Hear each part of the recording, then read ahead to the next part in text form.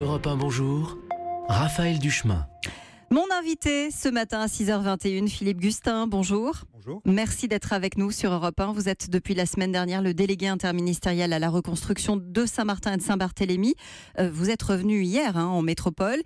Vous dites aujourd'hui on repart d'une page blanche.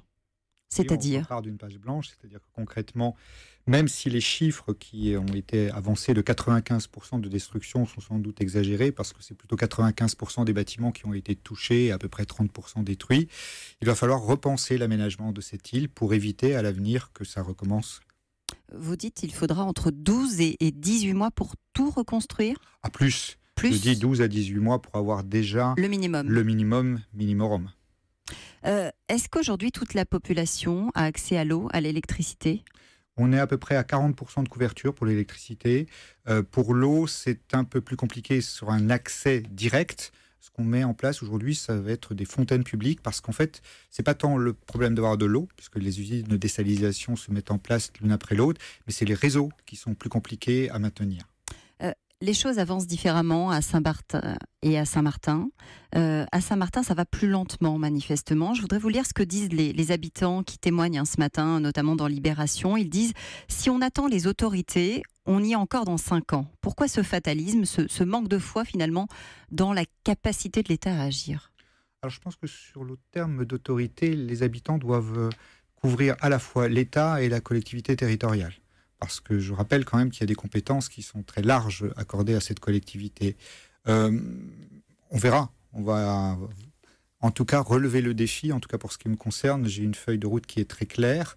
Il s'agit très rapidement de proposer ce plan d'aménagement dont je parlais tout à l'heure, et puis de le mettre en œuvre afin, je le répète, qu'un cyclone se reproduira. De toute façon, dans cette zone, on le voit bien, Maria est aux portes là aujourd'hui. Oui, j'allais vous dire, effectivement, qu'est-ce qui va se passer si Maria ou si un autre cyclone du même type revient dans les mois à venir ? Alors, tout d'abord, dans les mois, là, vraiment, puisque la période cyclonique est encore en cours, il faut, là, très rapidement procéder au déblaiement de tous les gravats qu'il y a un petit peu partout dans les rues à Saint-Martin, parce qu'on le sait bien, pour le cyclone Irma, ce sont les projections justement d'arbres, de gravats qui ont entraîné les destructions.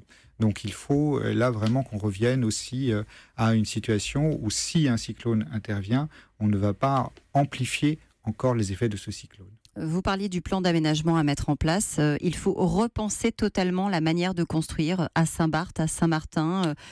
Le provisoire qui dure, ça ne fonctionne pas. Alors, c'est pas seulement la manière de construire. Elle est importante parce qu'on voit bien... Les lieux aussi où on va construire. Exactement, c'est les lieux où on va construire. Parce qu'on a construit, en particulier à Saint-Martin, dans des lieux où on ne devrait pas construire. C'est-à-dire, il y a des endroits que vous avez clairement identifiés aujourd'hui, et là, ce sera non. Construire en bord de mer... c'est une question de bon sens. On voit bien qu'on peut avoir des activités touristiques de loisirs en bord de mer, ce qu'on appelle vulgairement des paillotes, mais y habiter, c'est extrêmement dangereux. On l'a vu, y compris en métropole. Pour les hôtels, parce que ça va poser un vrai problème touristique. Bien sûr, mais on doit pouvoir aussi adapter les choses pour, en période cyclonique, faire en sorte que le risque soit minimisé. Et puis les matériaux sont importants. On le voit bien aussi, certaines habitations ont mieux résisté que d'autres parce qu'il y avait des normes qui avaient été respectées, des contrôles qui avaient été faits et qui ont préservé ces habitations. Philippe Gustin, les assurances ont-elles commencé à être versées, et quand est-ce que les sinistrés vont pouvoir finalement récupérer l'argent et commencer à penser à l'après ? Alors, pour que les assurances versent, il faut plusieurs choses. D'abord, l'arrêté de catastrophe naturelle a été pris très vite. Oui. Je profite de votre antenne pour dire que le délai pour déclarer les sinistres est repoussé au 15 octobre. Et là, les experts sont sur place et vont venir de plus en plus sur place.